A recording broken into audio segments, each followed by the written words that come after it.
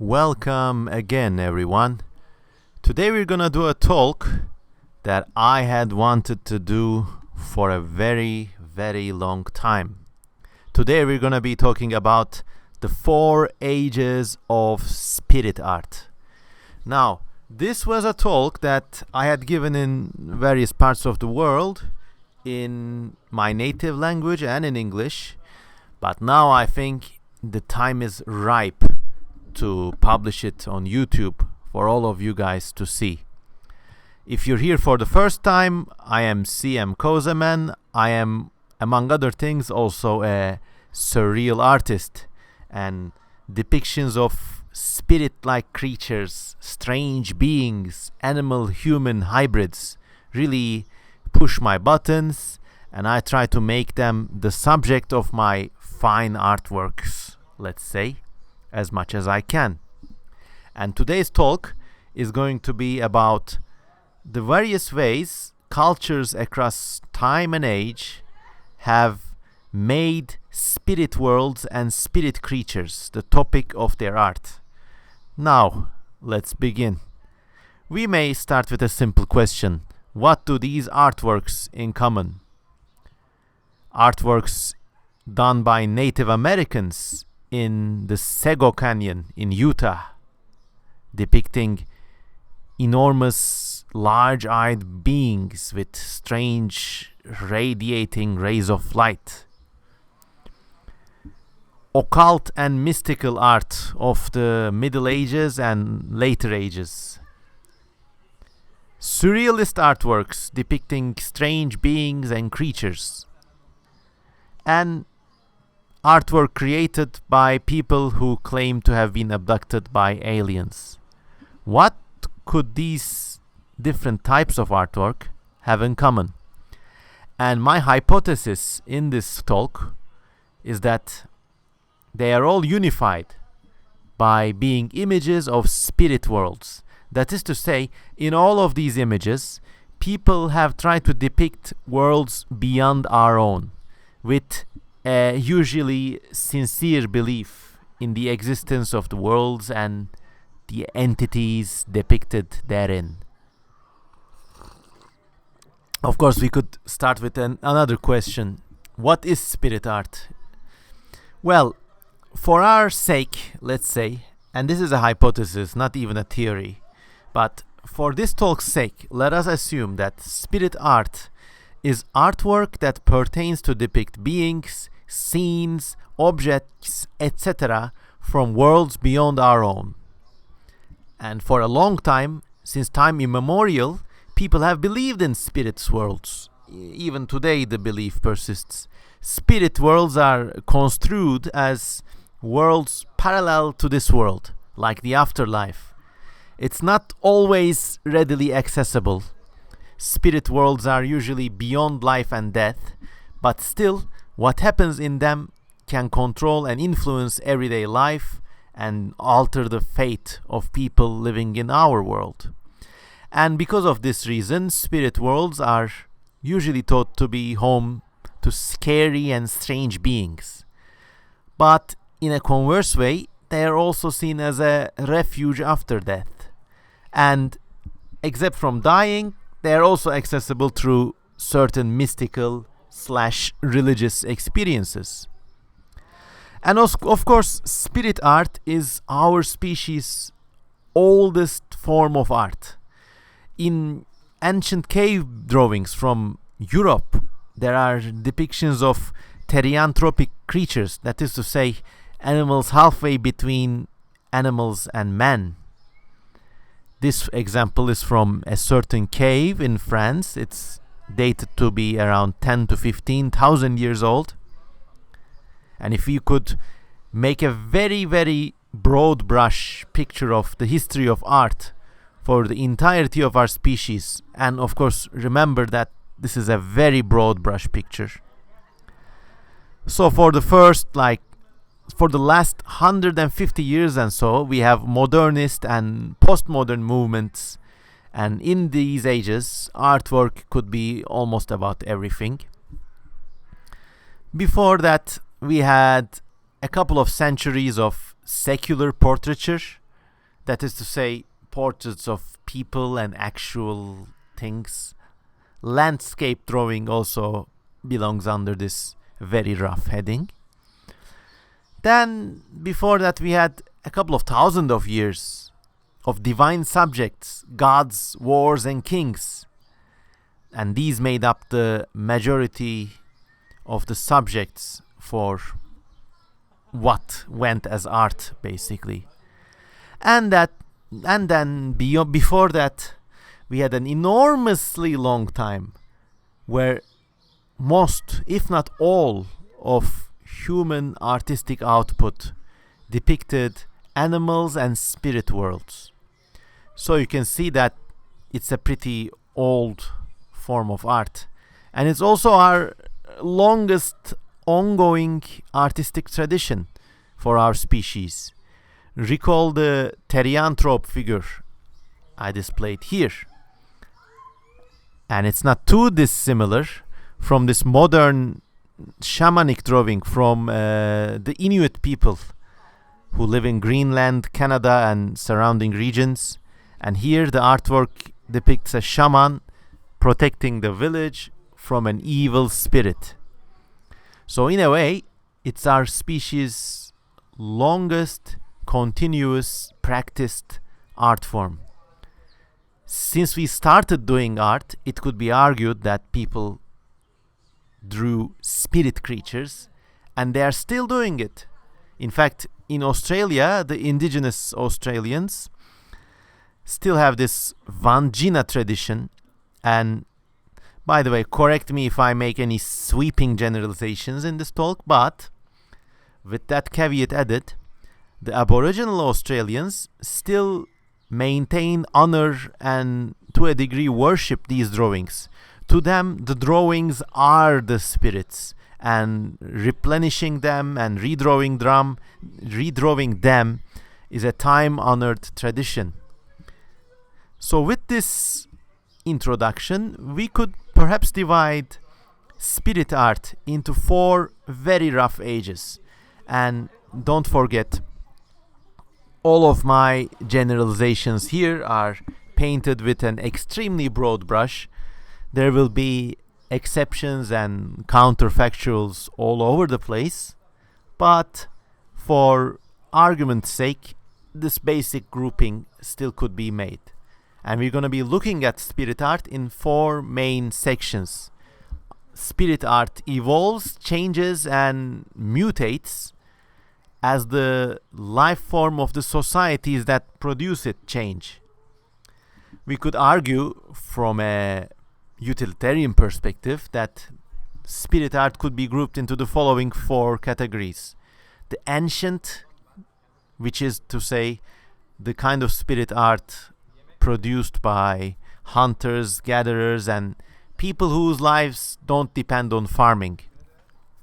And then we have the agrarian spirit art, which is the kind of spiritual, otherworldly visions produced by societies whose main mode of organization was around farming. And this is a very long time span, of course. Ancient Egypt is in there, ancient China is in there, medieval Europe is in there, and it lasts until what I would like to call the modern age of spirit art. That is to say, the changing look at spirit worlds that came about with modernity and the Enlightenment. And then finally, there's a arguable contemporary mode of spirit art, which is something else entirely. Let's start with our first form of spirit art, the ancient, in brackets, spirit art, produced by hunter-gatherer societies. I mean, people like these guys produced them, and people like these guys produced them. And in these societies, once again, I'm painting with a very broad brush, but I'm not going to make that warning anymore, or the entire talk is going to be spent that way. But once again, it could be argued that hunter-gatherer societies have a profoundly different way at looking at spirit worlds and what constitutes a spirit For most such societies, there is no difference between people, spirits, and animals. If you look at the myths and folklore of such societies, they could say, "Ah, I saw a ghost," as easily as they could say, "Ah, I saw my neighbor," or "I saw a cat." Animals, spirits, and people inhabit a diverse world altogether and can change form between one another. Spirits can appear as animals, people, or other strange beings, and it's a more egalitarian spirit world. But in some cases, we have a designated group of shamans who have the privileged access to talking to spirits, and they can interact with them, and they can ask them to do their bidding, so on and so forth. And in these types of societies, spirits affect life greatly. People are really afraid of them.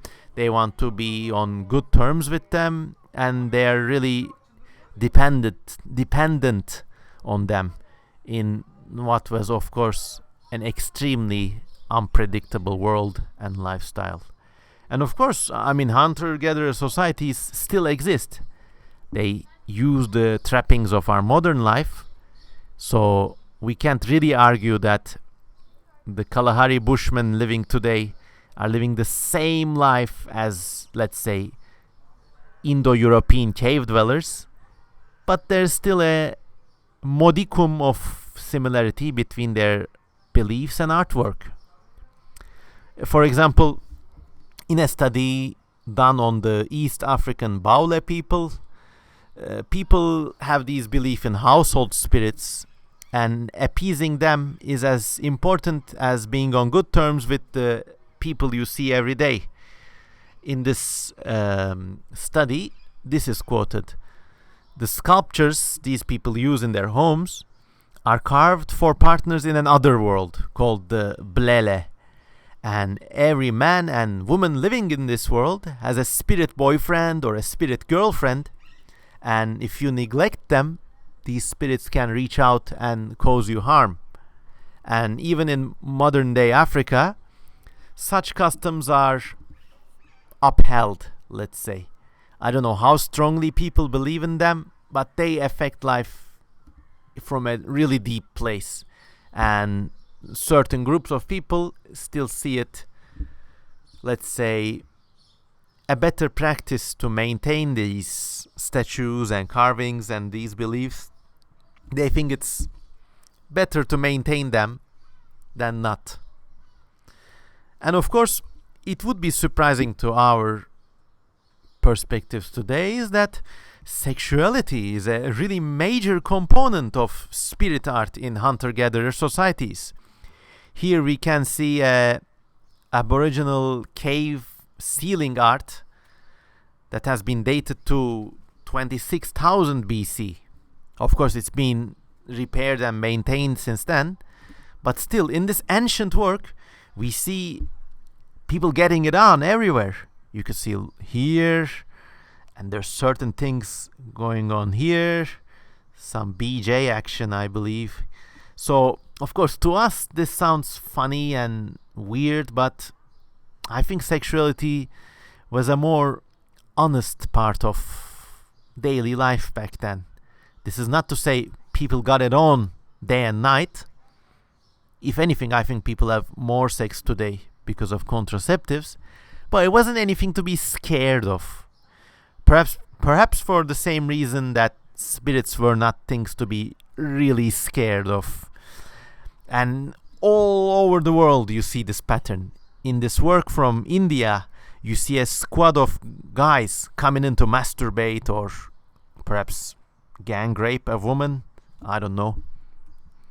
And in these scenes from Algerian rock art, you could see this guy penetrating something like an oryx, or these guys having a ménage à trois with an elephant. It's really bizarre, isn't it? Of course, people have argued that such depictions of artworks may argue for like a more equal, egalitarian, or even a more feminist society, but it could also be argued just as easily that guys just could do anything those days. So while it's kind of risky to jump to social conclusions, we could say that in ancient hunter-gatherer societies, sexuality was a really striking and mainstream part of artwork that pertained to spirit worlds. In these artworks from Zimbabwe, you could see menstruating women on spirit journeys. There's a flow coming from the female figure, and little demons or spirits could be seen cavorting on this flow. Once again, it seems like a feminist kind of artwork, but also keep in mind that maybe people believed that menstruating women were possessed by devils. An otherworldly association doesn't always equal respect in all of these cases. And as we told before, everyone can see spirits, but in some societies, certain people are more equal than others, and a class of people which we could call shamans or wizards or medicine men have a privileged access to the spirit world. In these drums, illustrated by shamans living in Siberia, we can see a universal perspective of the cosmos. And what's most striking in these images is that humans, animals, and incomprehensible spirits all have the same dimensions, the same equality, let's just say. If you look here, there's something that looks like a snake or a multi-limbed tree creature. Then there's some people, and there's some birds, and there's some migrating birds, I believe, and the reindeer, and they're almost all of the equal size. Of course, in some of them, there's a tree of life dominating the scene. But if you look here, animals, peoples, hunting, life, death, sex, birth, spirits, living people, they're all part of the same, more or less harmonious cosmos. Of course, harmonious doesn't always mean equal, once more. For example, in one of the oldest works of any art, not just spirit art, there's this vision of this man with an erect penis and a staff with a bird head. This is the mystifying Birdman figure from the famous Lascaux cave in France. It's been dated to nearly 17,000 years ago. And some have interpreted this mysterious figure as a shaman who could see all these animal spirits. But of course, you have to take all of these things with a grain of salt. Maybe it was somebody's graffiti. Somebody just tried to draw a funny figure. I think, seriously, for the lols is as valid an explanation as any, because we just don't know anything about the people who produced these mystifying universalist drawings. Also, in these spirit artworks produced by hunter-gatherer peoples, you have this pattern of the therianthropic figure. We'd seen some before. If you go to the way earliest part, here is another French cave drawing. We see a being halfway between a human, a stag, and maybe a lion, I don't know. And in a lot of hunter-gatherer cultures, you have similar creatures. In this South African figure, you have this elephant man surrounded by holes or globes of light, or some call them bees, I don't know. Then you have this figure from Zimbabwe. There's a figure that has been interpreted as a tree of life. Once again, strange parallelism with these trees of life in Siberia. There's something like a tree of life and a shaman with radiating rays of light approaches it and turns half animal. So something really... Obviously, not all of these cultures were in communication with each other. Heck, I mean, there's centuries separating some of them and entire continents. But hunter-gatherer peoples, I think it's safe to say that when they had mystical experiences all around the world, hunter-gatherer peoples like to draw similar beings. Maybe they even saw similar things. Maybe such is the nature of hallucinations. These are, once more, half animal, half human figures from South African rock art. Really bizarre. And also, throughout this presentation, also please try to look at these pictures as works of art. Imagine you see this not in the wall of a South African cave site, but you see this in a modern museum of art. It's equally mystifying. You want to know what's going on in here. You're curious about what these characters are. Their juxtaposition inevitably leads your mind to inventing stories, and more often than not, you're scared because this is an eerie world. One of our oldest works of sculpture, our meaning humanities, is this thing called the Lion Man. It's a sculpture found in Europe, made out of mammoth ivory. And so the first instance these peoples achieved an imagination. They tried to depict. The first instance they achieved the imagination and the skills to do something about it. They tried to depict not a portrait of a person, not a portrait of a lion, but something in between. Scary and mystifying, and makes you think, doesn't it? It's almost like people had these rooms in their minds, one room for animals, what constituted an animal, and one room for humans, and they could perceive them. And then, towards the end of the last ice age, something happened, and the walls between the rooms are torn down. Now people can envision things that are one thing and also the other. So they can envision something that doesn't exist by using these combined vocabulary of humanoid and animalistic shapes. Something could be a lion and a man, and in this syncreticity lies the origins not only of mysticism but also of imagination. And also, let me state for the record that the appearance of these artworks also coincides with a massive explosion in technology produced by ancient people. Before, they were producing, rock knives, big rock knife, small rock knife, whatever.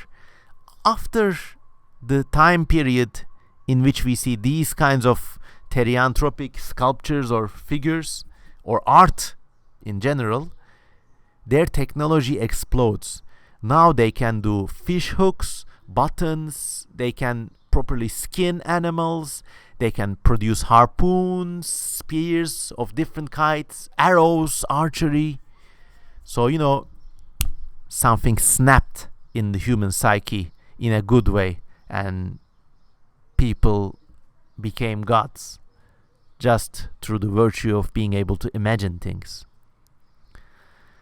And these therianthropic figures are still in use of mythology, or if not mythology, the symbolism of many countries around the world. For example, the island nation of Solomon Islands has a figure called Adaro, and Adaro is a human form that's made out of fish. Of course, Solomon Islanders respect this figure. Perhaps they don't worship it or believe in it in the same way these guys believed in or worshipped the lion man. But still, a tradition persists in artwork, if nothing else. Our imaginations are still responding to the same stimuli. And of course, we discussed therianthropic figures and they were pretty easy to understand, you know. Half animal, half man. Half A, half B. But then, in certain hunter-gatherer societies, you have these things that are neither, but beyond.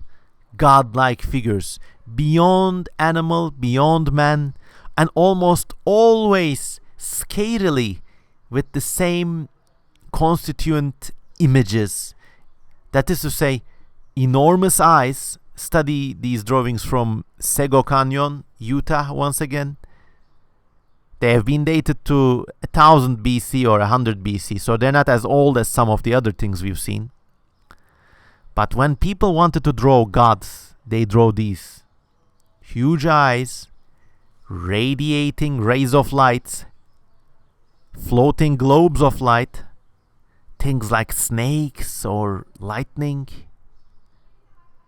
Fascinating, I mean, phew. And then also this Bronze Age grave figure from Siberia. You have something similar, but it's far removed in time. So you see, this was a bronze plaque placed in a grave of a dead warrior probably, and it has something that archaeologists have called a beast deity or a thunder beast. And notice the scales. Now, you got a guy here with an erection. You got another guy here with an erection. You got something like a dog or a wolf or a deer also with an erection. Now, sexuality is pretty common these days. Then, on top of them, you have something greater than them all and also incomprehensible. Something like lightning seems to come out of its mouth. It has multiple arms or horns or jaws. Its entire body is visible in this fascinating, scintillating X-ray vision. It seems to have kidneys or gonads, or there's something special going in its genital zone. But it's this vast, incomprehensible being, larger than humans, larger than animals, part of nature, yet also beyond it. And also scary. And also note that the imagination used to produce these forms is now beyond a simple mixing of human and animal parts. Artists are creating their own mixed creatures that are beyond anything people have seen. And this in itself must have given such artworks a really kind of shit in your pants kind of power. And of course, remember that images were not as common in those days. A person could get to see maybe a few dozen images in his or her life. So when you get to see something like this, your mind is truly blown. It's something reserved for the afterlife. Again, another example here from Algeria, the Tassili Najar cave. Now, what makes this astronaut-like figure so fascinating is not its stylization, yet it's also pretty weird. We see this globe-headed, floating or sleeping ethereal figure, and something like a ray of light is coming out of its back. Yet right next to it is a gazelle that is depicted extremely realistically. So is this figure meant to be as realistic? And once again, looking back at this Bronze Age Siberian thing, here we have an animal, here we have a giant beast, here we have an animal, here we have a giant god beast. And it's just phew. Hunter-gatherer societies really had some special relationship with the world around them. Probably their vision wasn't clouded by logical explanations or the search for such. So they could produce artwork of an amazing sort of refreshing, spiritually motivating form. And my hat goes off to all of these unknown artists throughout the ages. So that kind of sums up the artwork of hunter-gatherer societies for us. Of course, this was my personal take on the thing, and as I told, it was painted with an extremely broad brush. But still, we're seeing patterns starting to emerge. And let's go on to the next big revolution in mankind's history: Agrarian Spirit Art. Some have called the invention of farming the worst mistake in human history. Whether it's good or bad, it changed our lifestyle irrecoverably. Anything else that comes after farming is just a footnote. Like steam power, get out of here. iPhones, it's not even a footnote, you know? The internet, a toy. Farming changed societies completely and irrecoverably. 8 billion people on the world today. We cannot go back to a hunter-gatherer existence without billions of us dying like insects. Farming made a surplus of food possible. So, as we see in this stylized depiction, this made divisions of labor possible, more inventions developed, technology accelerated, and also, for the first time, there was a kind of function of life that did not depend on the procurement of food. There could be things like philosophers, or like career artists, or traders, or rulers. Of course, this also meant a darker side of humanity being exposed. Let's just say Pandora's box was open. Once we had a division of labor and specialization, the formation of a pyramid of power was inevitable. And more often than not, these forces that kept societies in form were extremely cruel. Slavery was rampant, subjugation.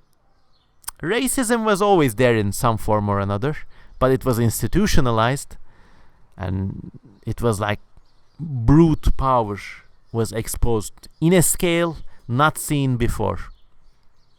So once again, agrarian societies are extremely hard to generalize, by the way. I mean, 1700s Ottoman Empire was an agrarian society. The ancient Egypt was an agrarian society. And let's say, I don't know, certain parts of North America were agrarian societies. So it's a very diverse, very long time in world's history, so it's going to be even harder to generalize. But that being said, spirit art of agrarian societies could be said to be art coming from stratified, settled farming societies. In these societies, more often than not, spirit worlds are no longer as accessible as they had been in hunter-gatherer societies. You could no longer have household spirits living with you. And instead of everyday mystical experience, death seems to be the only way to cross over. But even that is kind of regulated in a way. You have to die after living in a certain way, so you don't go to the bad spirit world.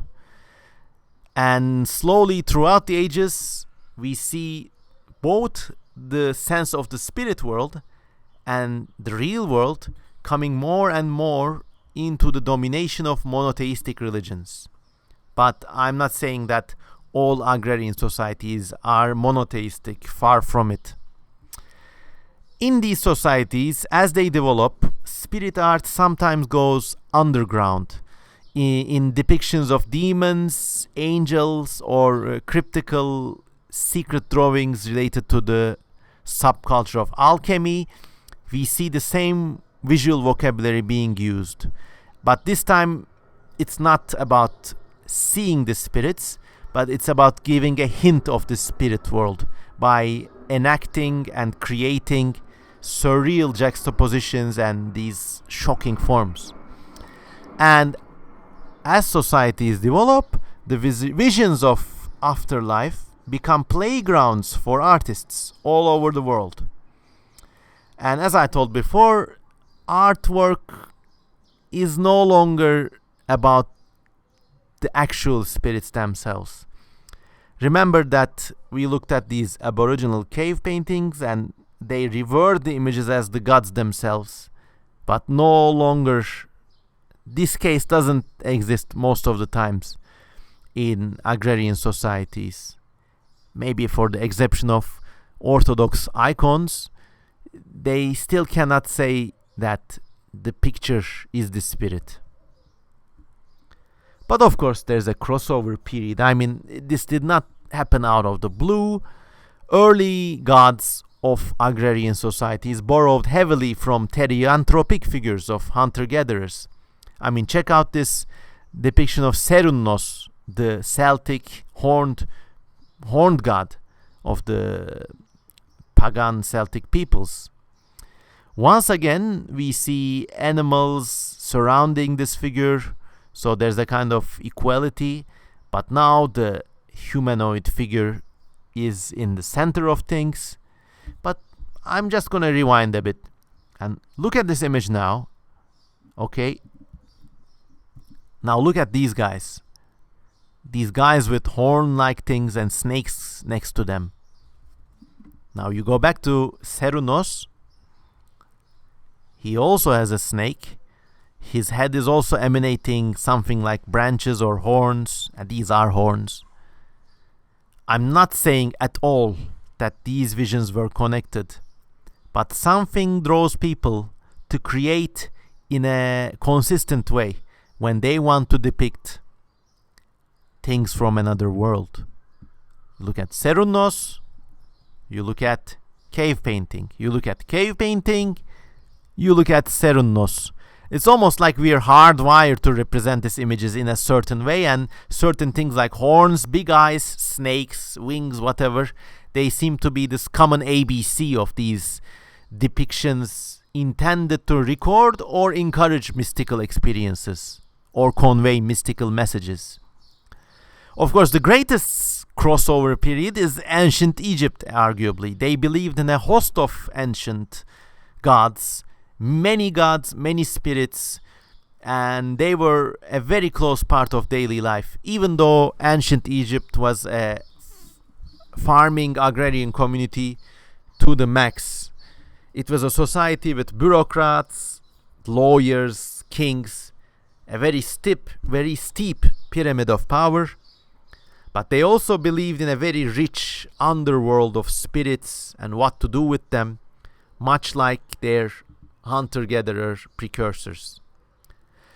Actually, in ancient Egypt, there are these things called the scrolls of the dead. And when someone dies, they take these scrolls of the dead with them. And this is almost like a bureaucratic guide. It says things like, go to these 40 ghosts and speak to them nicely, and then take this amulet so that the evil spirit with backwards feet doesn't catch you, and so on and so forth. So in a way it's very bureaucratic, but still it has holdovers from the older ages. Now we go back to these depictions of this scene venerating this scene showing this woman venerating this god with these offerings, and the god is blessing her with these rays of light from the sun above its head, and then there's eyes, there's some floating globes about. Now obviously ancient Egyptians knew nothing about, I'm rewinding, these guys, but they're so similar in certain ways. There's these rays emanating from the figures. There's these floating globes of light.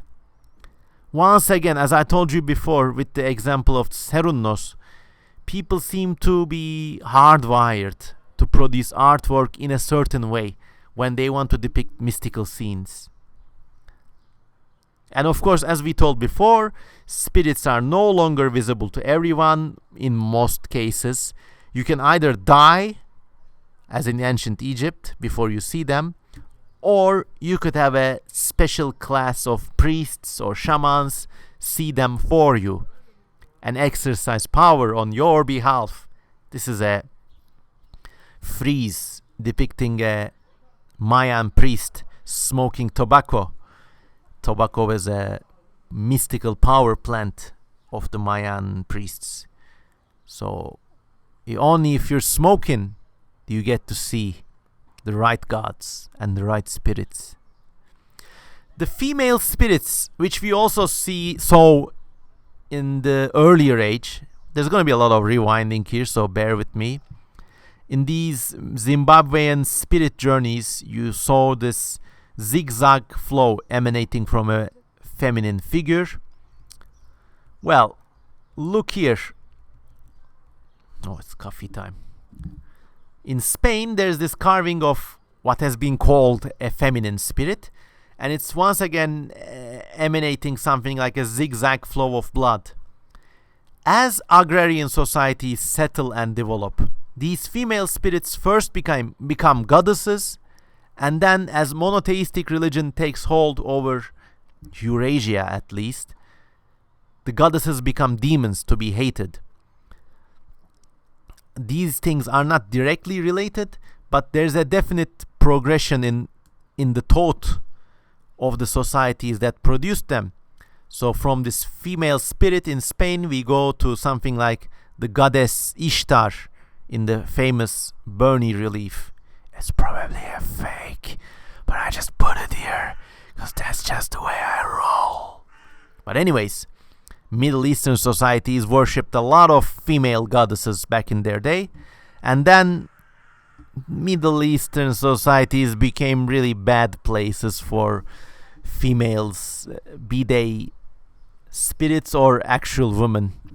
So almost immediately after, you have these Aramaic inscription bowls intended to banish evil goddesses that are named Lilith. So this is this kind of Aramaic or Hebrew script. It's found in present-day Iran, but the societies used them even if they weren't. It's a complicated thing. But suffice it to say that these bowls had depictions of these cursed female demons on them. Here's one. Looks like an alien, doesn't it? But we'll get there. In this bowl, there's this female figure with breasts and spread legs, and the text around it is like, "Begone, Lilith, begone from our house, get you gone, you evil harlot," or something like that. So from the previously respected, or at least feared goddess, we now come to hated and feared female spirits and demons. And sex becomes a taboo. You don't see people and animals getting it on as openly in the artwork produced by farming settled agrarian societies. Instead, the sexual energy, usually associated with women, is channeled into the symbolic depictions. Here we have a selection of Middle Eastern and Mediterranean waifus or goddesses. There's Ishtar, there's Isis, there's the Minoan serpent goddess worshipped in Crete, and she has open boobs, and she's like flaunting it all. She says, "I got the power." What is that power? It's the power to have sex, the power to choose, the power to create life. And then in later societies, Aphrodite takes on these attributes. Now, I'm not gonna say any risky statements. I'm not suggesting that worshippers of Isis one day stopped worshipping Isis and started, all right, let's move on to Aphrodite. No, but in societies, a certain need to worship, a certain need to depict woman goddesses was expressed in a certain way.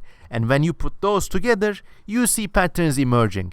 This may not always indicate a congruent pattern in belief, but let's say in terms of art, the rhymes are undeniably there.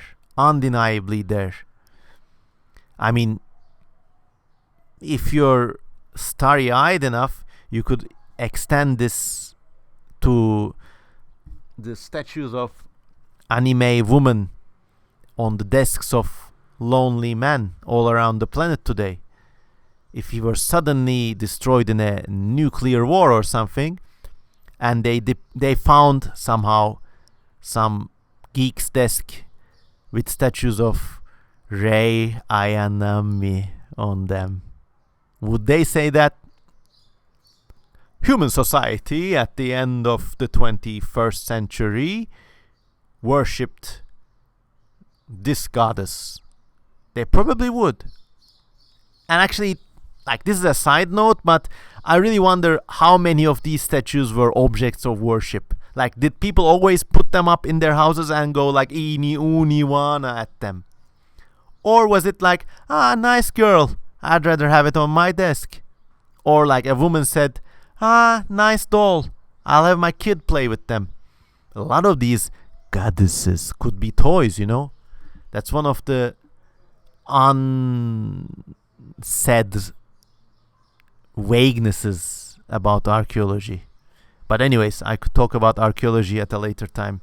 A lot of things out there are fake, and the people generally don't know shit. They just pretend to. Because why? Careers are made that way. Anyways, going on, the victimization of women continues, especially in Judeo-Christian and other monotheistic religions. And what may have been a female goddess and her spirits in a other sort of society suddenly becomes things like witches and witches' familiars. Here you see a witch in a 16th or 17th century woodcut, and she's tending to these strange creatures that are like cats, toads, or both. And you could see from the sense this is executed in that she's evil. Also, you have this kind of printed pamphlet from a guy who pretends he's a witch finder. This is amazing. So, correct me if I'm wrong, but this guy, Matthew Hopkins, is a witch finder general. It's his trade. He finds witches and he punishes those bitches. And here are the two witches he has caught.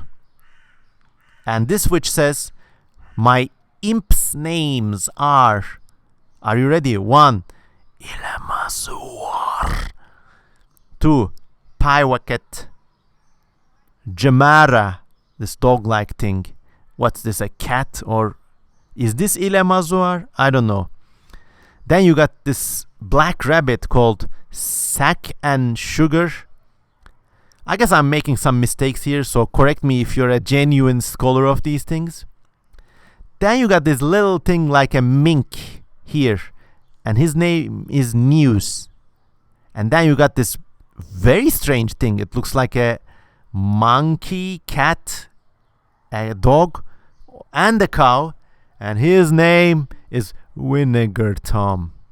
That's what I'm gonna name a cat if I get one. Vinegar Tom.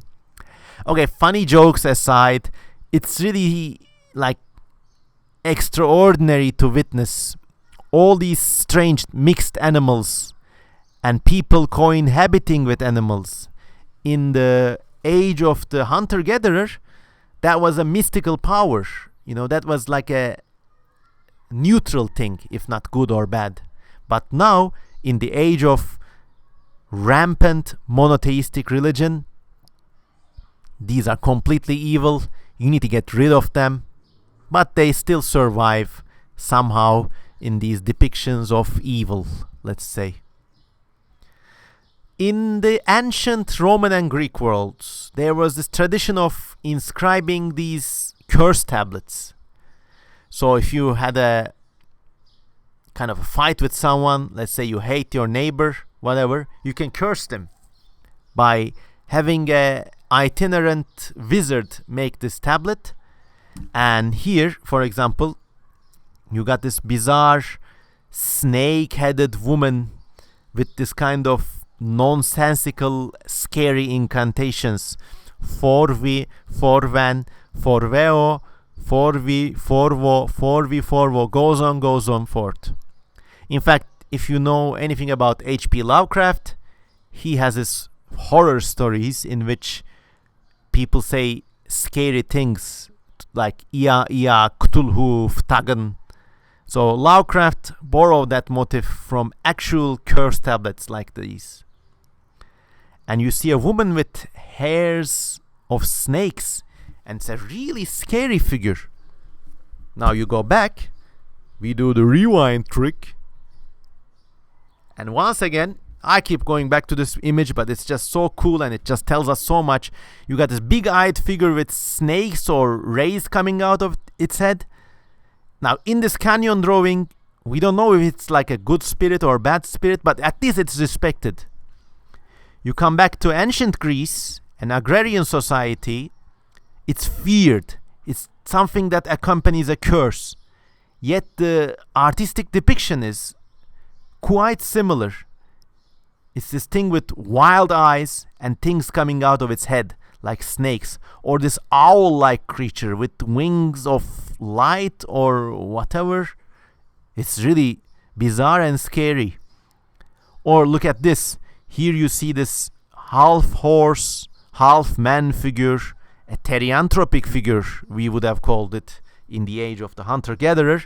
But in the agrarian age, it's something that can only accompany a curse, and it can only scare people.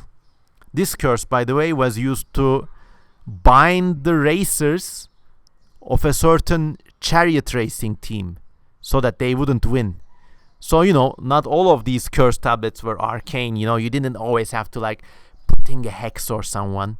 You could just say, I want my team to win. I want the other team to lose. So I'm gonna put a hex on them. In fact, the majority of people operated this way.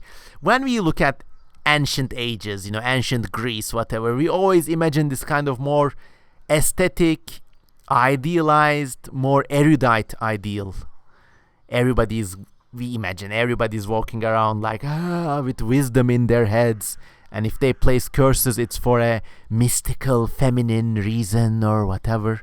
But actually, most people back then, as in now, were like, I don't like that bitch, I want her to stay away from my man. So she places this curse on her. Or the guy is like, I want my team to win, I want the other guy to lose. So he goes and gets this curse down for them.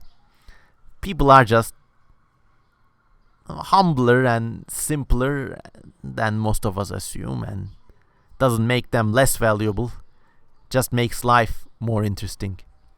Anyways, going back to spirit art. Now, in these ages, as the world, at least as the European and the Mediterranean world, moves towards monotheistic religions, the phase space for artwork depiction these mixed creatures, these therianthropic figures, shrinks. And symbols that may have been used to represent gods, goddesses, or beneficial figures, now the same visual vocabulary is used to represent occult, mysticism, or curses, as we just saw. Now these are medallions representing a form called abraxas, a spirit symbol used by the Gnostics, who are halfway between Freemasons and an esoteric religion. I don't know much about Gnosticism, so I don't want to make any rash claims out here, but this was their symbol. Now the Gnostic people walking about in those days did not believe a cock-headed, snake-legged creature would walk about them in spirit, but for them it was a symbol that wielded a sense of secrecy, a sense of, let's say, a sense of the occult, a sense of being special or privileged even. Let me get a sip of coffee, because all this talk is getting to my head. But now, look at these medallions, and we're gonna push our rewind button. Now look at this Bronze Age deity. In some ways, there are ways that make it similar. Of course, some of these ways result from working on bronze, but you see the body emanating with rays of light. And I mean, I'm not making any rash generalizations here, but if you squint, they look like the same figure. How queer. Then, of course, you got the whole world of alchemy. How do you spell that? And alchemy, I mean, to sum it up, was an ancestral disciple. Let's take that again. Alchemy was ancestral to what later became chemistry. For centuries, people tried to produce gold by making strange mixtures from chemicals and metals and elements they really didn't understand in a scientific basis. So they had these recipes on trial and error. And when a certain alchemist thought that he found a recipe that worked, he recorded its preparation in a kind of coded way with these drawings. So these guys are splitting the twins in two and putting them into a well. It means Gemini was a symbol of Mercury, I believe. So it means put Mercury in the bowl and then maybe boil it to such a degree, whatever. So alchemists did not believe in these visions as real things. For them it was a coded language of art. But still, observe their similarity. The sun and the moon in the same sky, something like a tree of life, shooting stars. Let's go back. Look at our shamanic drums. Where were we? Something like a tree of life, sun and the moon in the same sky. Alchemists were not Siberian shamans, of course, but look at it as an artist. Look at it from a simply visual perspective, and the rhyming of these elements is surprising to consider, to say the least.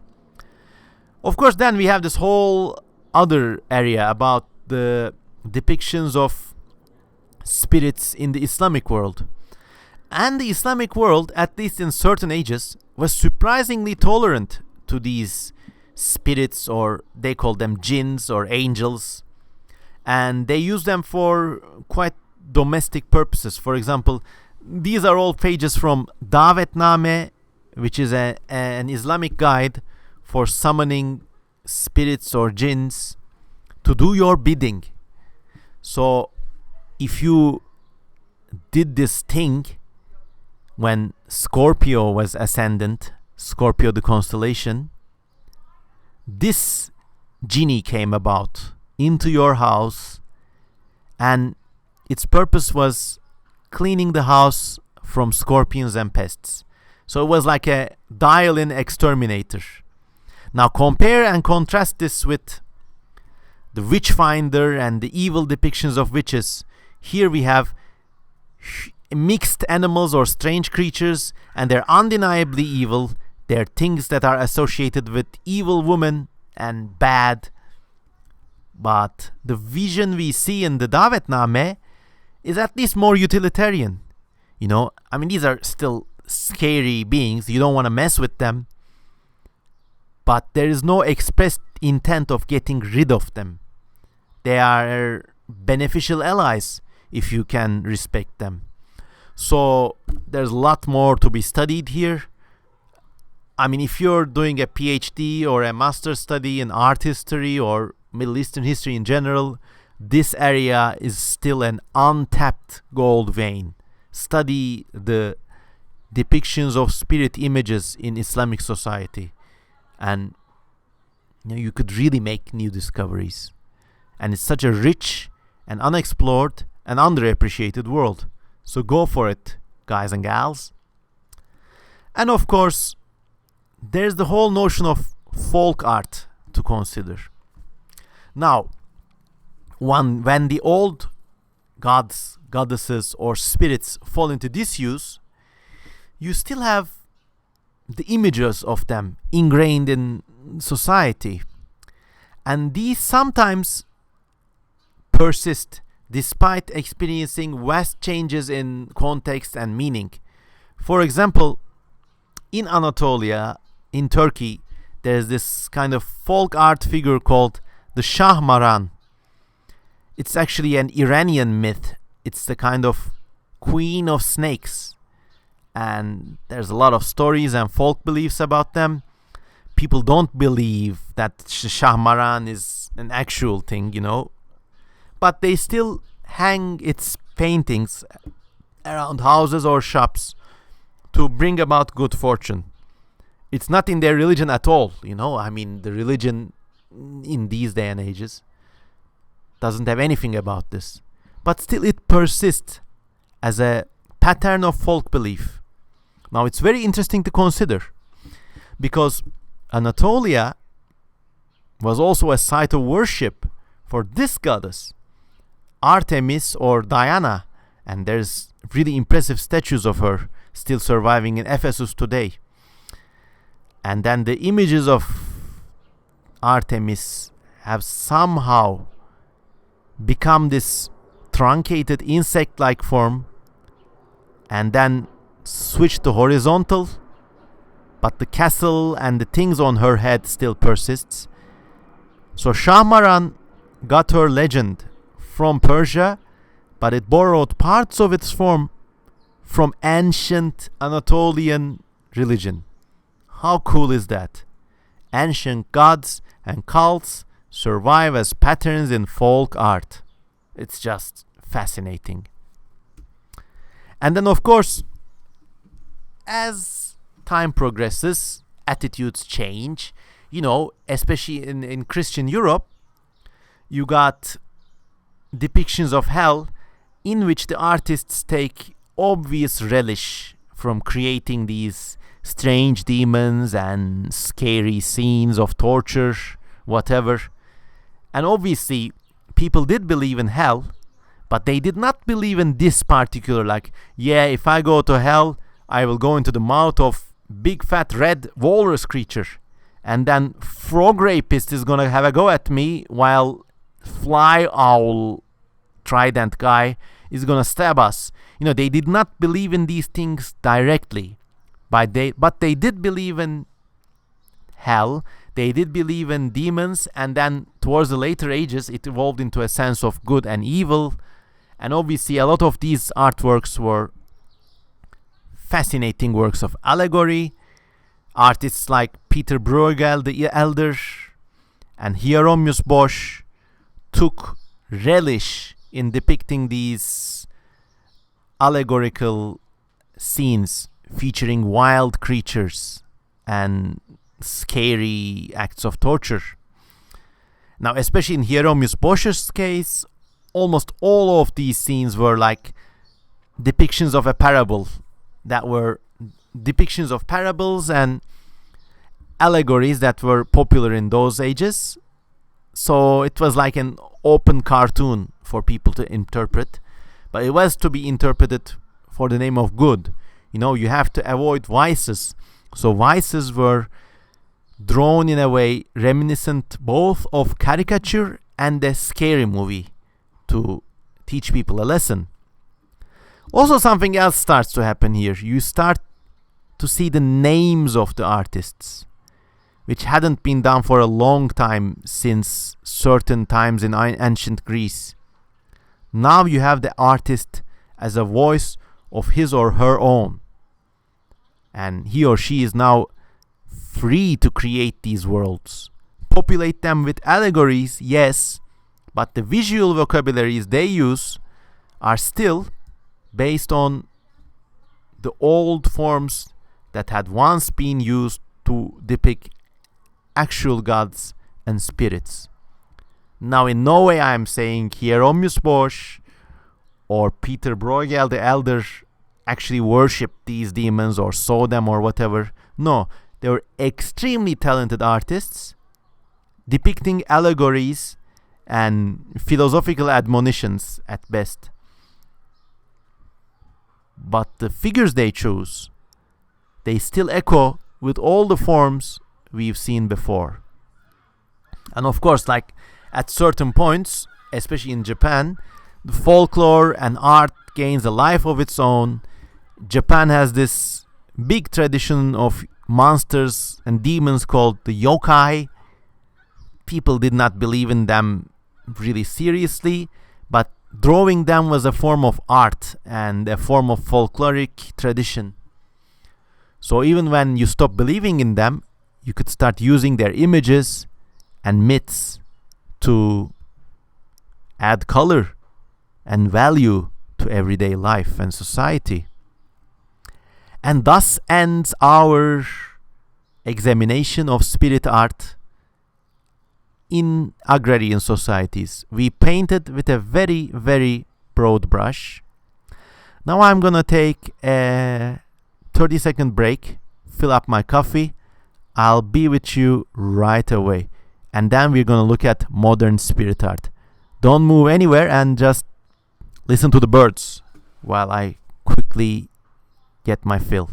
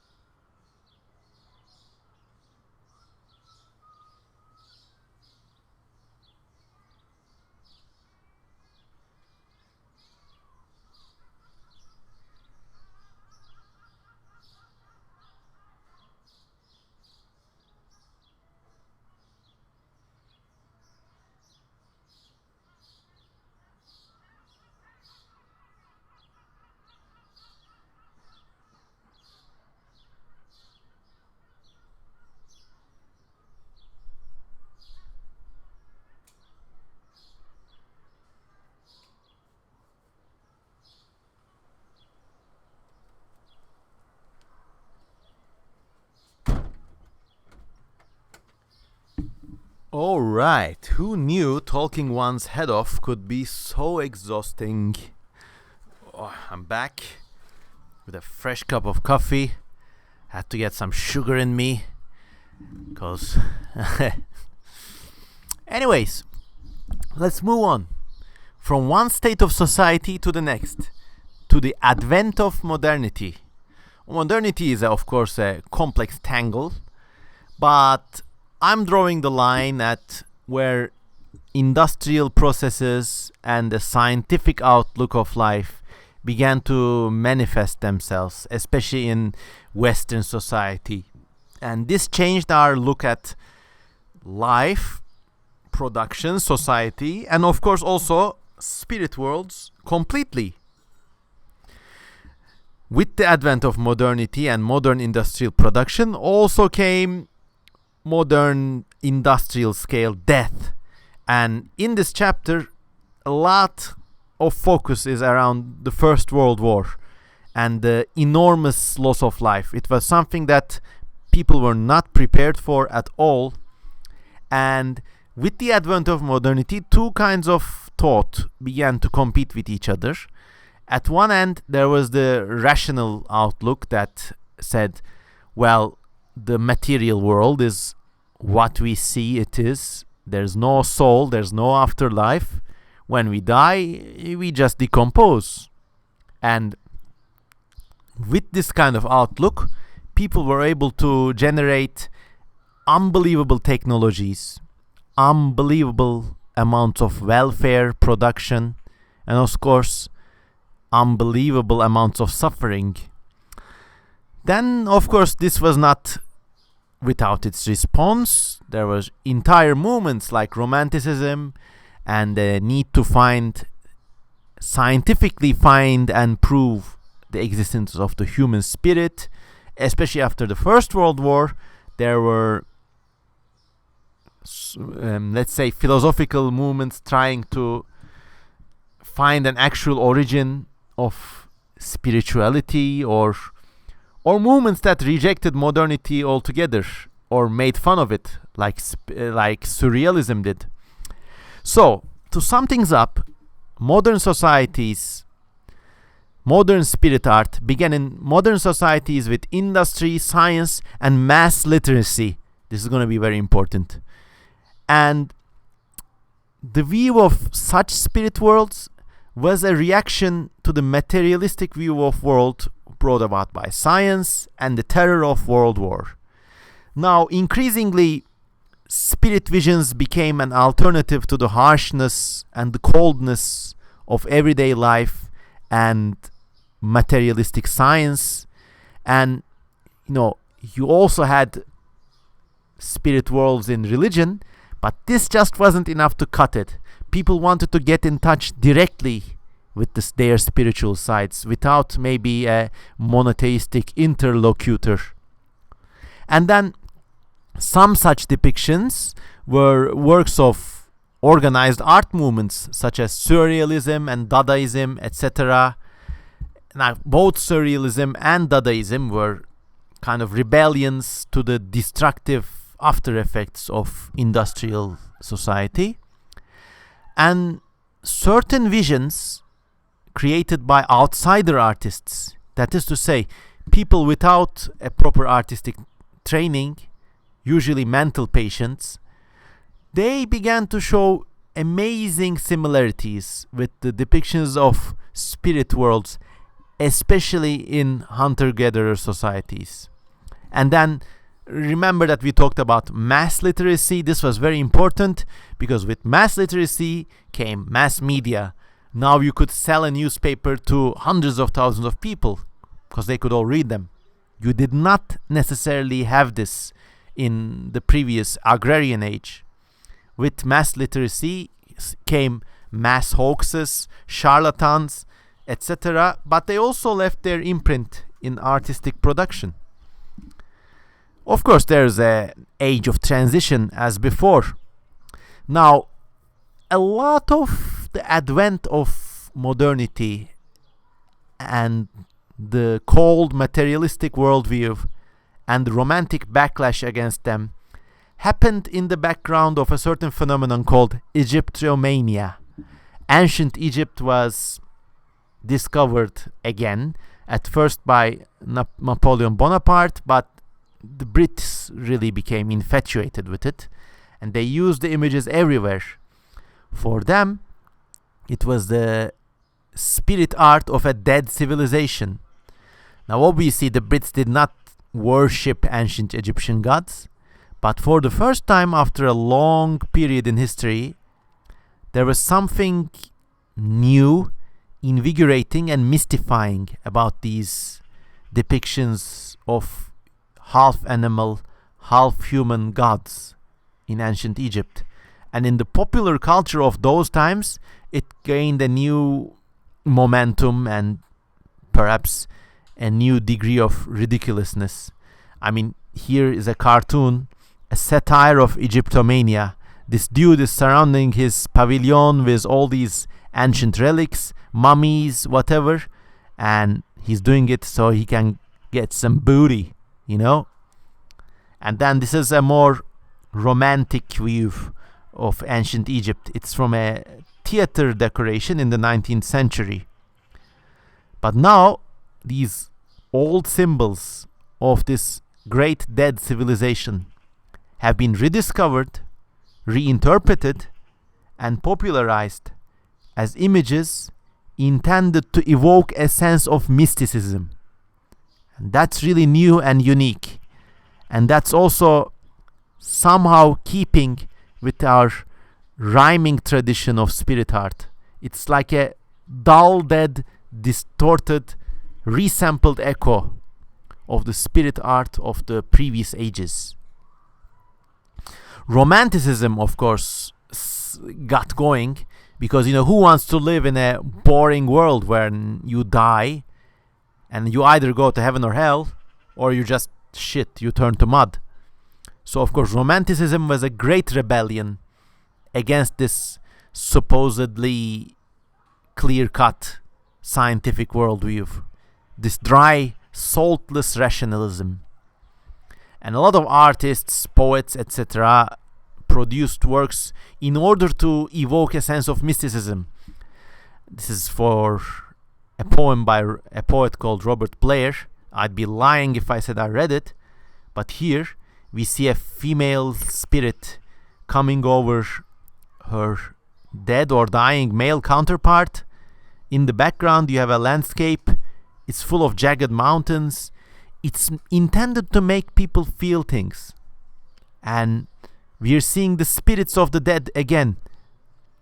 But they're not in a church altar piece, Even if this is fiction and the people who wrote it know it's fiction. And the people who read them probably realize that it's fiction. But look at the artwork itself. For once more, after an interval of thousands of years, direct communication with the spirits is depicted in art. At least depicted in art, And this painting by Henry Fuseli's The Nightmare. This woman is having a bad night because this imp is kneeling on her chest. It's this kind of sleep paralysis, actually. And the horse-headed demon is looking at them, making the scene all the more scarier.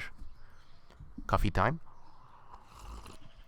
Remember where you had seen that horse-headed demon figure last time. If we use our rewind button, remember this guy from the race horse curse tablet? It's quite scary. A horse-headed curse or a caricature, whatever. Now we have him again. It's not the same demon or same intention, but artists once more realized that a disembodied horse's head is a freaking scary thing, and they use it to evoke some sort of emotion. And that's what's so interesting about this crossover to the age of modernity through Romanticism. The allegory of medieval world building in depictions of hell or allegories of other worlds continues and reaches new heights.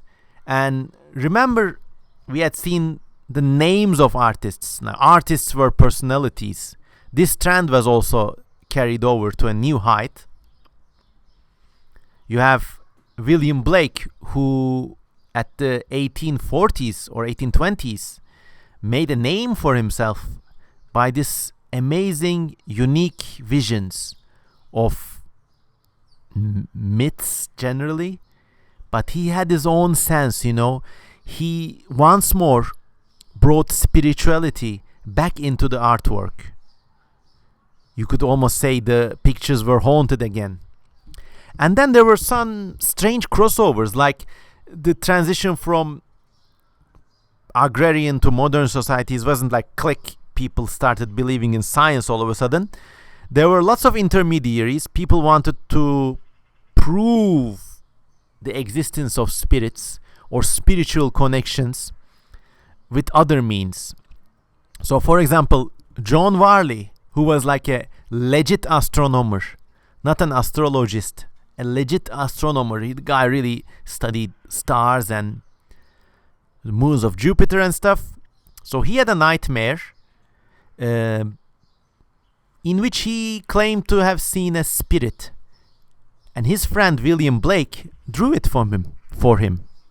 This was the ghost of a flea, a really strange arthropod-like demon, quite incomprehensible and quite distinct from anything else in its day or before. In a way, we are returning to the age of the shaman. Of course, now the shamans use printing presses and there's a literary society around them, whatever. But once more, people are having visions in order to explain the cosmos. And these are individual visions committed to paper or canvas by individual artists. Something really exciting is happening. For example, John Warley, an overall interesting guy, he also wrote this book about people's types as evidenced from their zodiac signs or whatever. So he had these kind of Taurus types who are like, if you're a Taurus, you're more solid and homely, I guess. If you're a Gemini, you're kind of like on the edge, whatever. If you're Scorpio, you're kind of like, Then he had this. There's Gemini woman, Cancer woman, not the disease, the zodiac sign. Then he had the ghost of a flea. This was his zodiacal vision of a spirit from the heavens, examined in a, let's say, quasi-scientific way at least. And then Blake made it his own. It's a really unique age. Now, there are new artistic techniques being explored. Some of them are by charlatans, but hey, at least they claim to believe in them. Now, there was this guy called Austin Osman Spare. He was friends with Aleister Crowley, the famous satanic guy who had like orgies and climbed the Himalayas and was a weird guy in overall. Osman Spare pioneered a style of automatic drawing. He claimed to be directed by his spirit alone and made these, in certain cases, single line drawings of demons, spirits, like bizarre things. Obviously, I mean, it was a Osman Spare went to college, for Christ's sakes, and he read encyclopedias, so he knew the depictions of Baphomet and other ghosts or whatever. He did use reference, but he also made these like freelance sketches like this, kind of a animal human form with a penis extended. Now, regardless of what you think about these guys, you know, they were probably just playing it edgy to get some ass. But look at it in terms of the art. For the first time in thousands of years, and we're gonna do a long rewind here, we have this genitally equipped therianthropic figure after millennia of absence. Take a look at these guys. Half animal, half human, usually with genitals out. They're coming back. Probably Osman Spare was inspired by archaeological depictions and archaeological discoveries of the sad past civilizations. But, you know, in the modern age, at least the old art is having an influence on the minds of artists once again. And this is a remarkable artistic trend to notice. Surrealism takes off, and now the world building started by medieval depictions of hell now goes to completely wild zones. Now every artist has their own universe, you know, full of symbolism, references, and bizarre crossover human-animal forms of their own. These are artworks by Victor Brauner, a Romanian Jewish surrealist, and his work is just amazing. This guy was just, he had one mode, go, and he just didn't think, like maybe he thought a little, just made the artwork for the sake of evoking mystical emotions only. Now, of course, you got very famous surrealists like Max Ernst, but of course, I'm not saying that the surrealists were in touch with the public subconscious and they got in touch with their Jungian, therianthrope, whatever. But these figures are making a comeback. How cool is that? In some cases, the world-building allegory of the surrealists was crossing paths with political critique, and let's say in communist hellholes of the Cold War era, people could not really express their distaste of the regime, you know? So out came this one guy, Zdzislaw Beksinski, and he made these really deep, impacting visions of these hellscapes full of muffled figures, demons, ghosts choked in yellow light. And it's a very strong political statement about the repression of communist regimes at the time. But it went under their radar. And then, of course, modern art, especially modern spirit art, is not limited to painting. For example, architecture could be a field in which to express spirit visions. One such artist / architect, Rudolf Steiner, explicitly wrote that one must carry the knowledge of the spiritual world within oneself after the fashion of geometry. So he's saying, to be a good architect, you must be as closely familiar with the spirit world as you are with geometry. Here one is permitted to know something which the mind alone, through its own power, experiences. In this feeling I found the justification for the spiritual world that I experienced. I confirmed for myself by means of geometry the feeling that I must speak of a world which is not seen. Profound words. He is using his knowledge of geometry to express his true opinion, or his true vision, which is the inner spiritual vision that we all carry. And he's bringing that to this world. This is an upheaval in terms of art and architecture. You did not really have things like this at an individual level previously. Of course, Rudolf Steiner was also a spirit artist. He made these series of drawings called Eurythmy, about basically spirit forms. And then he built this amazing building called the Goethenaum. It was designed to be an expression of this philosophical, mystical worldview that he shared.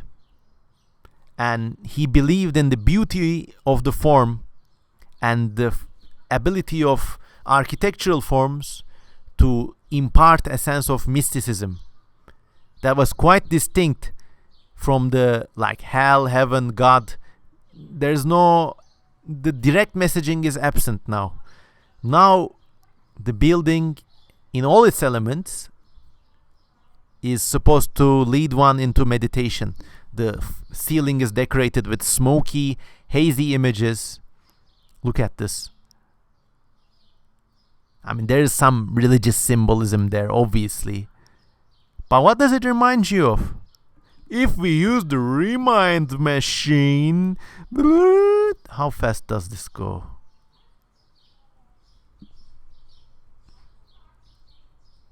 Look at this.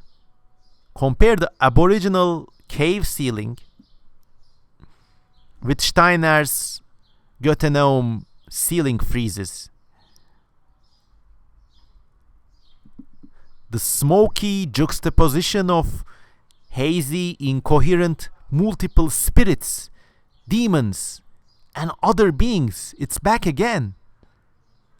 Of course, he wasn't influenced directly, but he's hearkening back to our tens of thousands of years old tradition of painting smoky worlds onto ceilings and just getting lost in them.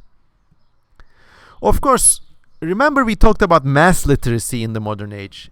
Now you get into this very strange and interesting kind of checkered era, checkered gray area, let's say. With the advent of mass modernity came mass literacy, and with mass literacy came fakes and forgeries. Especially after the First World War, millions of people died, and the Spanish flu, millions of people died. So the public had a great appetite to believe in spirit worlds, and this was exploited by charlatans such as this lady, Helen Duncan, the famous Scottish medium. She claimed to take actual photographs of ectoplasm. So when a medium was in trance, the slime supposedly came out of her mouth or nose and took up the shapes of various people, or ghosts. And obviously these people, they are obviously papier-mâché dolls and like ridiculous fakes. But remember that in 1928, not only did people have an enormous need to believe in spirits, but they hadn't also been as image savvy as we are in our internet and smartphone age.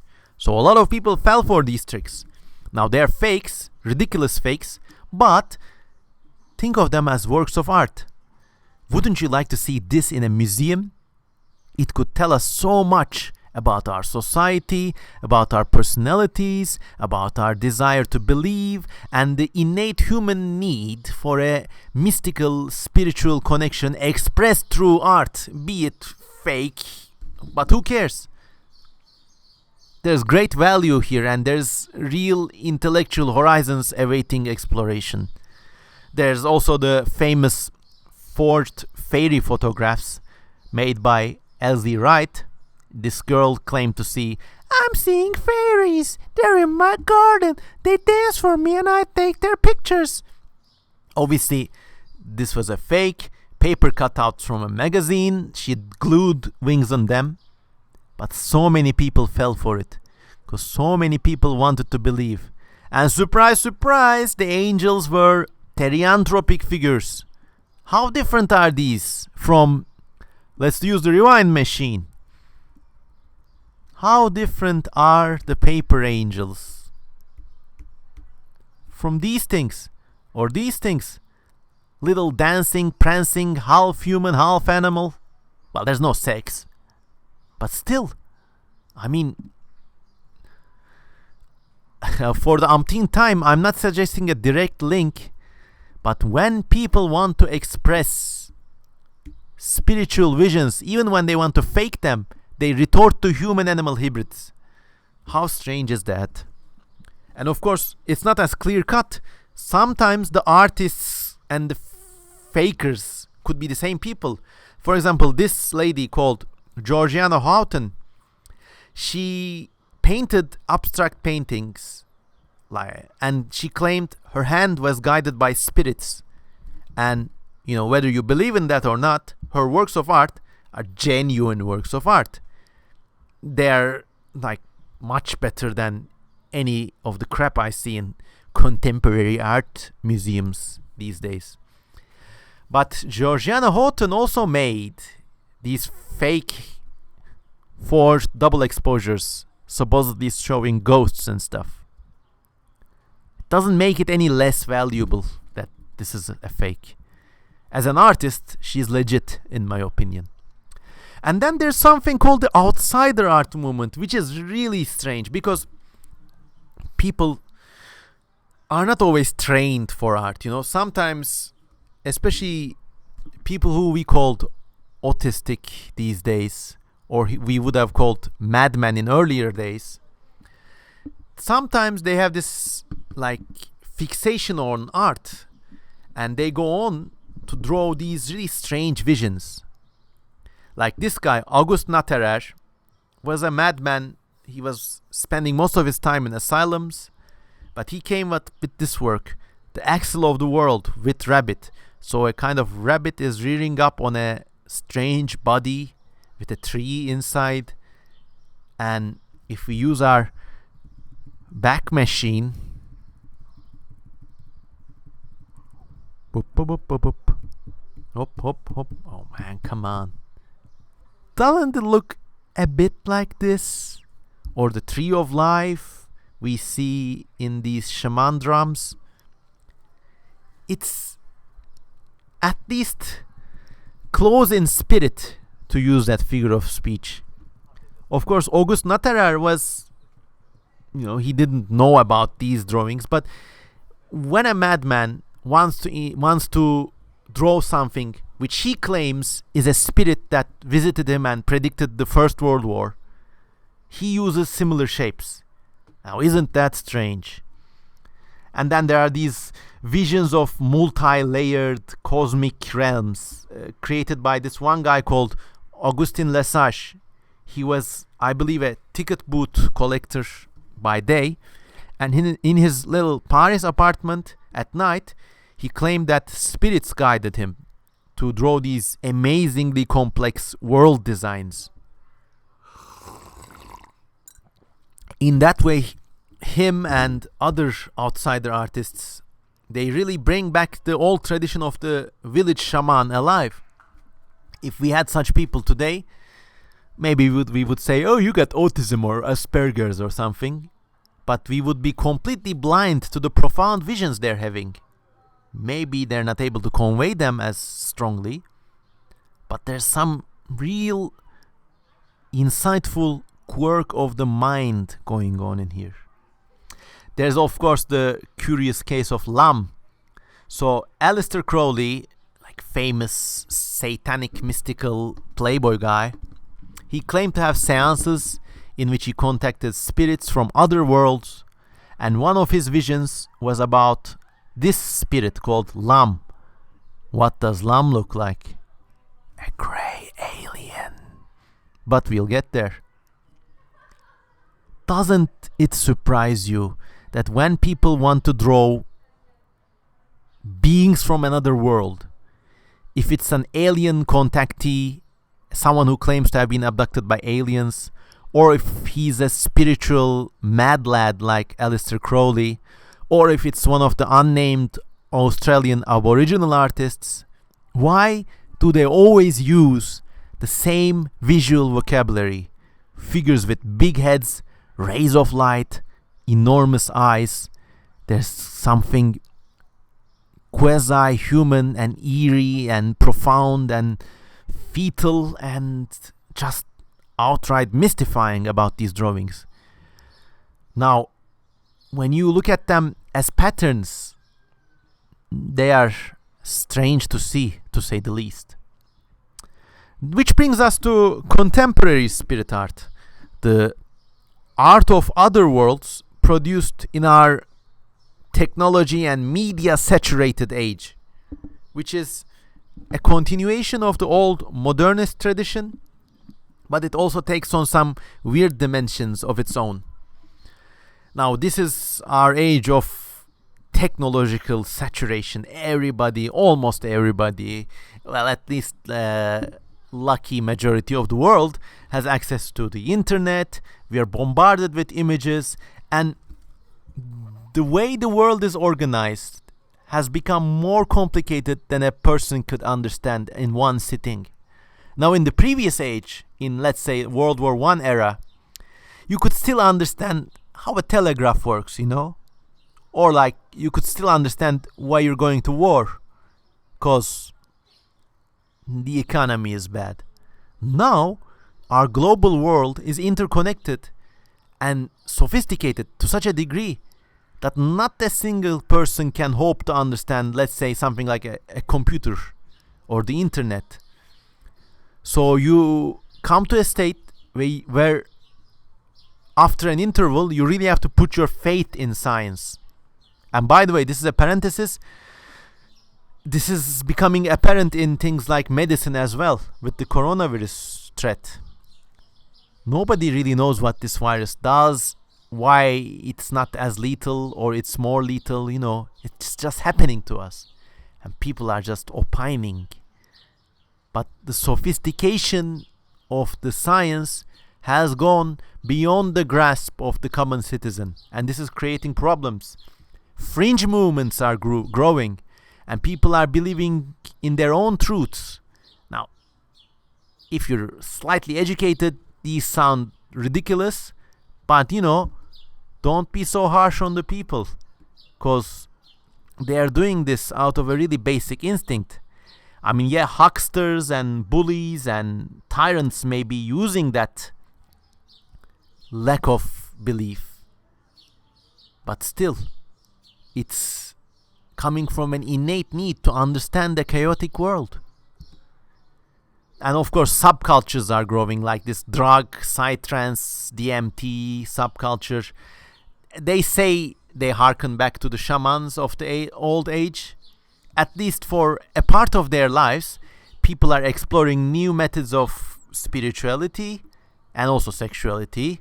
It's becoming as open as things were, as they were on the oldest depictions of spirit art. Remember all the animals and people getting it on with each other. So it's difficult to generalize, are they? But traditional spirit worlds no longer seem to exist. Instead, there's belief in new quasi-scientific spirit worlds in outer space or the realm beyond the dead or whatever. And increasingly, this UFO folklore is showing itself to be quite similar to ancient spirit encounters. And since science has overtaken basic human understandings, fringe theories and old traditions are being revived. And usually this goes hand in hand with an anti-establishment tone. And we'll see all of them now. Of course, there are crossover periods, just like in the previous ages. For example, one of the earliest expeditions to another planet comes from a British or French medium living in colonial India. And she wrote a book called From India to Planet Mars in the year 1900. And a medium named Helen Smith claimed to have a spiritual journey not to the afterlife, but to the planet Mars. And she wrote this book complete with very intricate depictions of architecture, people, farm animals, plants, geology. It's really bizarre. I mean, isn't it weird that something that could be called the world's first science fiction world building exercise was not made by a scientist or a science fiction writer, but by a lady who was a spiritist medium? That's a transitional form right there. Helen Smith's book is complete with depictions of plants, flowers. It's like a bizarre botanical kind of thing. There's even a monster called Asante's ugly beast. The body and tail are rose colored, the eye is green with a black center, the head is blackish, blah blah blah. But it's almost like a zoologist. But this person is in a spiritual trance, or claiming to be so. It's like those visions of ancient shamans and the quasi-human, quasi-animal spirits that they encounter all over again. She even designed or saw the text and hieroglyphics used by the Martians. Fascinating stuff. If you're doing a PhD in literature, do it on this lady. It's amazing. From India to planet Mars. And then, of course, there's this enormous folklore of UFO encounters. This eyewitness art drawn by people who claim to have seen or have been abducted by aliens. Now, on the left, you see the Pascagoula encounter aliens, supposedly seen in the United States in the 1970s. It's a kind of alien with no face, long arms, claws, and emanations in its ears or whatever. Now, see how damningly similar this is to this petroglyph from ancient Algeria seen on the right. It's called the Great God Sephar, but no one knows what the original artist called it. It's got things coming out of its arms, head, long body. You might almost say that the aliens were there and they saw them. But of course, that's just too simple, and that's an insult to the power of human imagination and the power of the visual artistic reflex that guides us in a certain way when we have mystical experiences. But this parallelism cannot be overlooked and must be investigated. I'm not saying there's anything mystical there or spiritual there, but why do we draw in a certain way when we want to draw scary, eerie things from beyond our world? Why? Can anyone explain? Anyways, I am firmly convinced that the bizarre artwork produced by UFO abductees really needs to be studied, needs to be in a museum. It needs to be studied not just by psychologists or Jungian freaks, but also as a work of art in itself. Here are these people probably suffering from mental illness, but this is their art, this is their spirit world, this is their vision. And I can't for the life of me understand why our museums these days are full of these postmodern contemporary crap and not by insightful visions such as these. They tell us so much about our post-industrial culture, loneliness, mental disorders, science growing out of accessibility to the common person. Bizarre. And they come sometimes complete with text. Here's the overseer. Here's an insect controller, as reported by a contactee named Kenneth Rose. And of course, this kind of artwork is really vast. And here's another abduction experience, this time from Betty Andreasson Luca, a lady who was also famous as an actress to a limited extent. Isn't it strange? Feminine and masculine visions exert themselves even in these freaky depictions of UFO art. For a woman, it's all about melting bird, woman coming together and elevating an orb, water flowing from tubes. And in the man's case, it's like controller and a harsh overseer figure. You're gonna do as he say, human. Bizarre and beautiful. And these UFO encounters, they share so much. If you take them at face value, in the ancient world, you used to have spirits that could change into animals. Now you got these exchanges, such as this artist named Stephen Martin. He claimed that he sees gray aliens, and then people on a forum say, well, those are probably owls. But he said, no. The aliens impart themselves to us as memories of owls. But isn't it very similar to these ancient spirits in shamanic societies appearing to witnesses as animals? I'm not saying believe in any of this, but art is repeating an ancient pattern, even in our modern post-science world. There's the visionary art of David Chase. He's a great artist. He has these really detailed interviews with people all across the United States and draws their abduction or alien encounter accounts. It tells us so much as a species. Beautiful. Just Google this guy, and if you're studying psychology, literature, or history of art, go do a PhD on him. Honor him, respect him, because he's like a real artist, not one of those art college types. Real, solid gold artist. Here's David Chase with his book, Visual Guide to Alien Beings. Google him and the PDF is available online. And there's an amazing variety of such encounters. And in some ways, they really look like these ancient spirit. I'm not going to rewind, but remember our canyon drawings from the first chapter. Aren't they similar? Here's a figure with lights coming out of its head, larger than people. That's bizarre, beautiful, so fresh, really. When you study the artwork produced by so-called alien contactees, your belief in art, society, and the human spirit is really refreshed.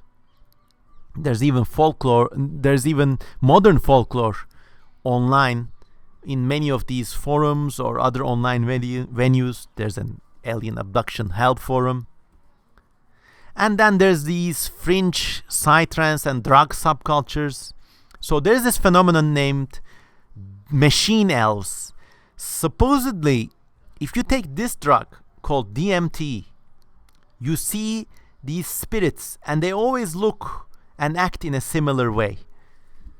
Now, these artworks are produced by strange computer programs, but they're as valid works of spirit art as the stone drawings were thousands of years ago. And sometimes they really look similar, you know. Here's a machine elf art done by this psytrance artist, and here's this Algerian rock carving of a bee shaman. I mean, we know that many ancient cultures took psychedelic drugs in some way or form for their spiritual experiences, but the parallelism just is beautiful to observe. And of course, with the post-scientific storm of disbelief, ancient traditions are being revived. For example, this guy in Indonesia claims to have built this little vampire zombie doll called a toyol, and he claims in a website that this zombie can do your bidding if you pay him. But it's no coincidence that this work of art, I mean, it's a statue, it belongs in a museum, it exists at the same time as a smartphone, because without this wouldn't be so popular. But the ancient atavistic tradition of spirit beings is coming back again, helped by a lack of belief in science that has become so sophisticated that it cannot be understood, and in most cases cannot offer anything of value to everyday citizens. But also, it can help people share things. So we are going to a really interesting age in terms of art and spiritual experiences. Here are some traditional fetishes and witch doctor's sign from Ghana. Just look at them in terms of art. If you went to a museum and these were on display, your day would be so enriched, because you would have found out so much about different folk beliefs in different parts of the world. And of course, in Ghana these days, I mean, the people who make these artworks, they're not some tribe living in a jungle. They use cell phones, they drive cars, they just have these folk beliefs, which are expressed in these amazing ways in art. So there, ladies and gents, this was my talk about the 4 ages of spirit art. In conclusion, we could say, but before we say, where's my conclusions page? Sorry. In conclusion, we could say that humanity has a visual spiritual experience reflex. It manifests itself in visions of alien entities, new dimensions, and after-death experiences. It's almost like we are hardwired to have visions of certain beings or archetypes. And I think this is because of our nervous system and our evolutionary coding. Spirit art, based on such visions, is probably the most direct, intimate, and profound form of art that our species has, and it's still our oldest ongoing form of art. And it must be identified, appreciated, valued, and studied as such.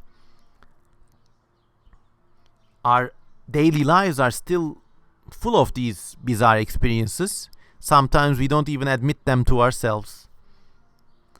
They seem to have been more common in our ancient hunter-gatherer phase of our life, but some things just never truly go to sleep. And in conclusion, modern interest in and new discoveries in physics, neurology, and psychology may make these spirit artworks important again. And as an end result, a few years ago, I conducted this experiment with a colleague, Roelof Peters. Him and I, you can see this on the image description, no, in the video description, you can see a summary. I'm a surreal painter myself. I make paintings of strange demons and creatures like these guys. And when the Deep Dream algorithm first came out in 2015, Roelof Peters and I put my paintings through this algorithm, and it just added eyes and faces and weird details everywhere. And it was fascinating. This blank silhouette became a composite goddess with eyes and faces everywhere. This figure became quite similar to this ancient Nigerian depiction of a demon. And this figure, this head wasn't there, by the way, and these legs were not as curved like this. It became really similar to Abraxas, in a way, if you squint. Are machines emulating human mystical experiences, or are we being selective? I think we are being a little selective, but this experiment really showed me inklings that we're hardwired to have certain visual experiences when we consider mysticism. And at the end, spirit art is weird and fun. So thanks for watching, everyone. I was planning to record this lecture for a long time, and I'm very happy that now this is done. I hope you enjoyed it, and please share all your comments, insights, and feedback with me in the comments section. I may have made some glaring errors or omissions. Please let me know, and please consider supporting me on patreon.com, because I need your support, and things like this I do them for free. It always helps to have a buck or two in the bucket. So thanks in advance for your support. Please support me on Patreon today. And have a nice day. And if you're planning to study for a PhD or a master's or a BA, consider studying these issues, because I think there's some really great insights and theories waiting discovery in this area. Alright, everyone, have a nice day. Don't let the spirits bite, and I love you all. Goodbye.